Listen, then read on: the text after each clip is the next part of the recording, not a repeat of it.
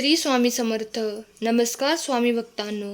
स्वामी भक्तांचे अनुभव या यूट्यूब चॅनलवर तुम्हा सर्वांचे मनपूर्वक स्वागत आहे. स्वामी तुमच्या सर्व चांगल्या इच्छा पूर्ण करोत आणि तुम्हाला सुखात, आनंदात, ऐश्वर्यात ठेवोत, ही स्वामींचरणी प्रार्थना. आज मी तुम्हाला स्वामी सेवेकरी दादांना आलेला अनुभव त्यांच्या शब्दात सांगणार आहे. दादा म्हणतात, मी शिर्डीजवळील गावामध्ये राहतो. श्री स्वामी समर्थ महाराजांचे शिष्य श्री साईबाबा यांच्या शिर्डी येथील संस्थानामध्ये मी नोकरी करत आहे.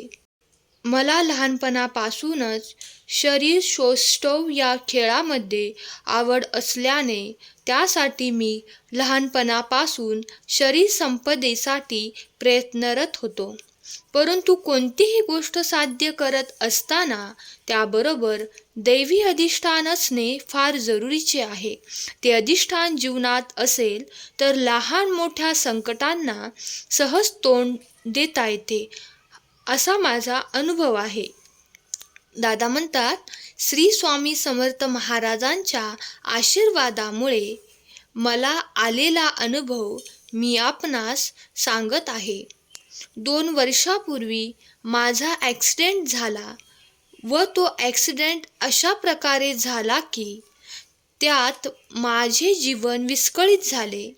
त्या ॲक्सिडेंटमध्ये माझ्या उजव्या पायाची हाडे तुटली, तोंडाची संपूर्ण रचनाच बदलली. अशा वेळी महाराजांनी मला पुनर्जन्म देऊन जगण्याची संधी दिली. मला नुसते जीवन दिले नाही तर महाराजांच्या सेवेमुळेच माझा हरवलेला आत्मविश्वास मला पुन्हा मिळाला. एवढेच नव्हे तर माझ्या सर्व इच्छा, आकांक्षा सर्व महाराजच पूर्ण करीत असतात, असे म्हटल्यास वावगे ठरणार नाही. आज महाराजांच्या कृपेमुळेच मी मिस्टर इंडिया या स्पर्धेत पदक पटकाविले आहे. नंतर मला युरोप देशात भारताचे प्रतिनिधित्व करण्याची संधी मिळाली. मी युरोपमधील मी वर्ल्ड ही स्पर्धा स्पेन या देशात खेळण्याची मला संधी मिळाली. तेथेही महाराजांच्या आशीर्वादामुळे 4था क्रमांक मिळाला. हे सर्व झाले ते स्वामी महाराजांमुळेच. मला एवढेच सांगायचे आहे की श्री स्वामी समर्थ महाराजांवर असीम श्रद्धा असेल तर कुठलीच गोष्ट अशक्य नाही. दादा म्हणतात, बऱ्याचशा लोकांमध्ये असा गैरसमज आहे की शरीर यष्टी ही मांस खाल्ल्याने तयार होत असते, परंतु तसे काही नसून शरीर यष्टी कमावण्यासाठी लागणारे प्रोटीन, कार्बोहायड्रेट, फॅट, व्हिटॅमिन या सर्व गोष्टी शाकाहारी भोजनातूनही मिळतात.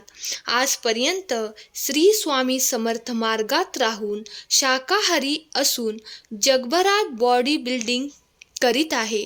त्यानंतरही महाराज माझ्याकडून हे काम करून घेतील अशी मी आशा करतो व माझा अनुभव येथेच थांबवतो. श्री स्वामी समर्थ. तर स्वामी भक्त हो, आजच्या ह्या दादांचा अनुभव तुम्हाला कसा वाटला हे आम्हाला कमेंट करून नक्की सांगा आणि कमेंट बॉक्समध्ये श्री स्वामी समर्थ लिहायला विसरू नका. धन्यवाद.